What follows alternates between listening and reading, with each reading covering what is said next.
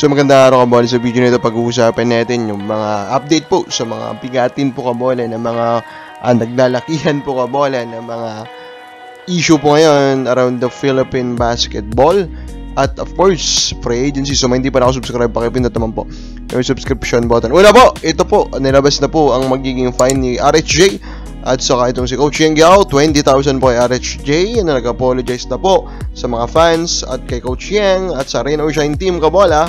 At 10,000 naman kay Coach Yeng Guiao. Actually, nalilitan ako sa fine RHG, ano?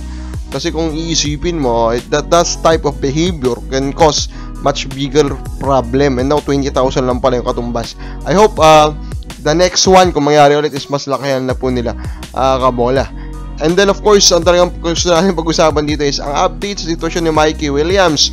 Na unang nabalitan na maglalaro nga po daw siya sa strong group, pero hindi rin matutuloy kabola. Kasi hindi na nga po nagpakita si Mikey Williams kabola. So, ay, grabe din talaga si Mikey, no?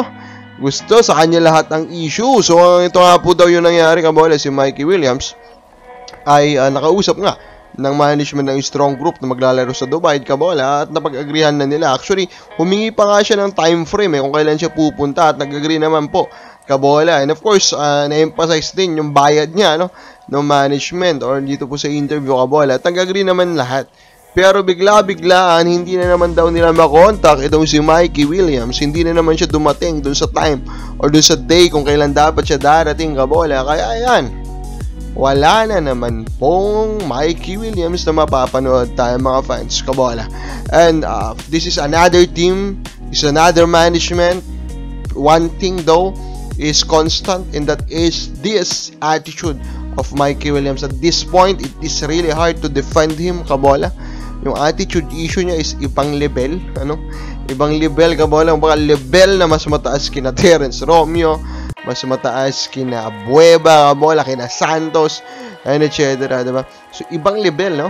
Kabola, and we're not even talking about an NBA veteran here, pero ganito po yung kumbaga lumalabas po na ugali niya or attitude niya kabola. So talagang hindi ko na masisisi yung mga fans na ayaw na siya makita forever sa PBA. Kung totoo, ano, or wala siyang legit na rason kung bakit di po siya nagpaparamdam sa SGA. Diba? So, wala magagawa, diba? You tripping, hindi bro. Hindi deserve You na maglaro sa Pinas, maglaro po sa PBA. Kabola. And then, basa muna po tayo ng comment ng mga fans. Sabi ni Kim Oliver Pelais, bigay na lang nila sa Gene yung Mike at right ni Parks. Mawawala na sa kanila mga sakit na ulo ng mga players kapalit nila Gray, Pringle at Mariano kabola. At this point, Mikey at right ni Parks for Gray, Pringle at Mariano. I think kung ako po sa TNT, pwede na yan, di ba? Medyo alanganin ng konti kung talagang mapapabalik po ng Hinebra si Mikey at saka ni Ray Parks. Pero overall, di ba, those players are playable, di ba? Kaysa naman wala po silang makuha in return, di ba? And then of course, kabola, ito nga po, itong si Von Pesumal will now have the right end po ng kontrata niya na maging isa pong unrestricted free agent. So, I give you the top 3 teams that should consider giving him another contract. Number 3 natin, Hinebra kabola. So, looking at the numbers kasi Hinebra currently pa rin po is averaging the second least number of 3-pointers per game, which is of course a very bad one. A sign that they need a shooter. Unfortunately, they can only give 10.4 minutes right now to Von Pesumal kabola. Yung issue niya kasi talaga sa depensa medyo obvious.